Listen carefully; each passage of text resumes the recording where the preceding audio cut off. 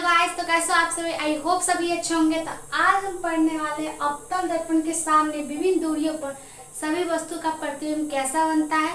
अगर हम किसी भी फोकस और ध्रुव के बीच अगर हम कोई वस्तु को रखते हैं तो उसका प्रतिबिंब कहाँ बनेगा, कैसा बनेगा और उसका आकार क्या होगा, उसका नेचर क्या होगा, आज हम वो जानेंगे।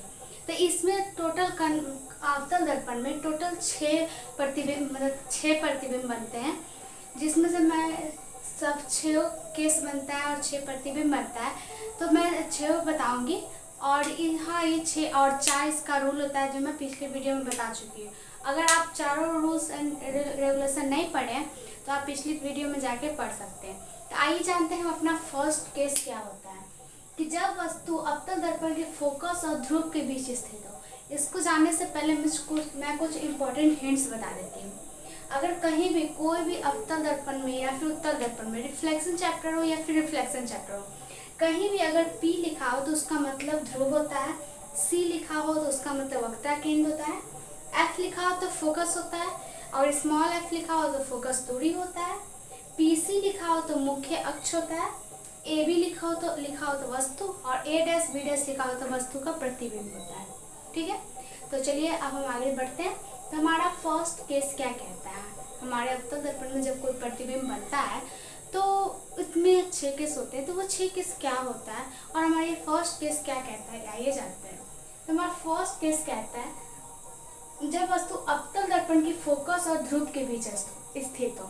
मतलब जब कोई भी वस्तु हो, कोई भी अगर हम वस्तु को, ऑब्जेक्ट को हम अवतल दर्पण के फोकस मतलब F और क्या कह रहा है ध्रुव मतलब P, यदि हम कोई भी वस्तु को P तथा F के बीच रखते हैं तो वस्तु का प्रतिबिंब कहाँ बनेगा। तो आप यहाँ ये डायग्राम देख सकते हैं कि हम अगर P और F के बीच रखते हैं किसी वस्तु को तो उसका प्रतिबिंब दर्पण के पीछे बनता है। कहाँ बनता है, दर्पण के पीछे बनता है। आभासी एवं सीधा बनेगा क्योंकि ये PC है ना, मुख्य अक्ष उसके ऊपर ही बनेगा, इसलिए इसका प्रतिबिंब हमेशा सीधा होगा और आभासी होगा और यह वस्तु से बड़ा बनेगा। ठीक है, और मैं ये बता दूं कि ये 6 जो केस होता है ये बहुत ही ज़्यादा इंपॉर्टेंट होता है आपके एग्जाम के पॉइंट ऑफ व्यू से।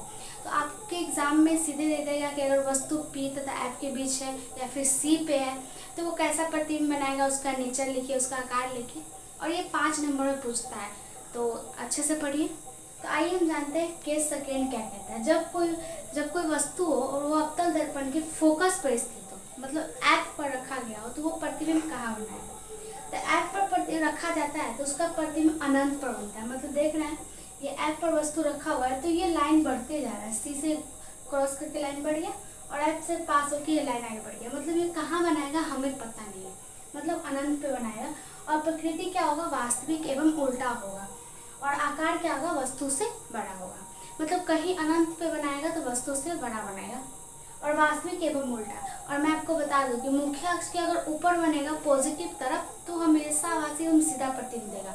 अगर उसी के मुख्य अक्ष के नीचे प्रिंसिपल एक्सिस के नीचे बनाता है कोई प्रतिबिंब तो वो वास्तविक और उल्टा प्रतिबिंब हमें प्रतिबिंब बन के देता है हमको। अब हम बात करते हैं केस थर्ड क्या कहता है।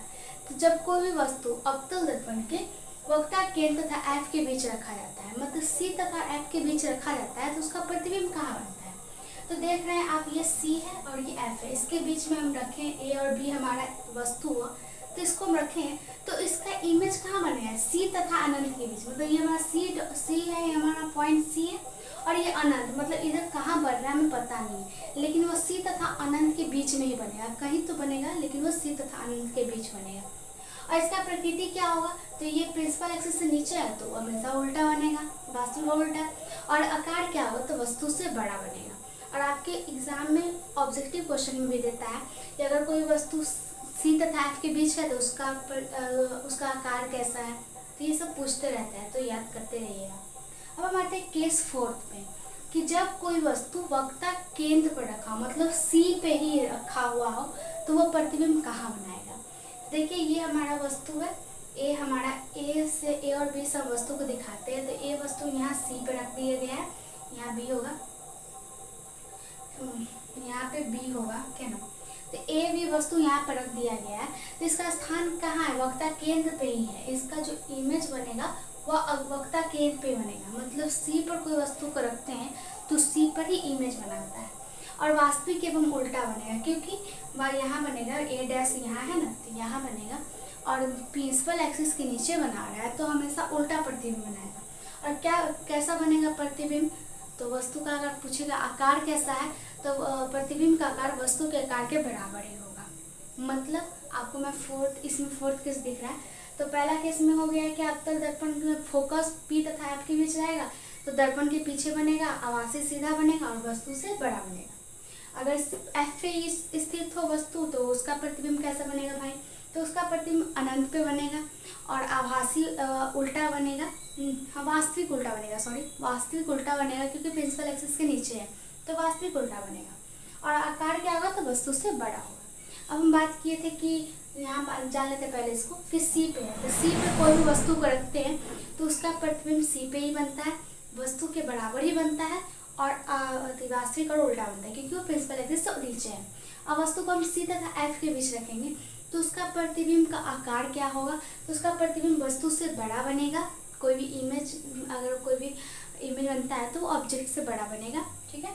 और सी तथा अनंत के बीच बनेगा और वास्तविक और उल्टा बनेगा, ठीक है।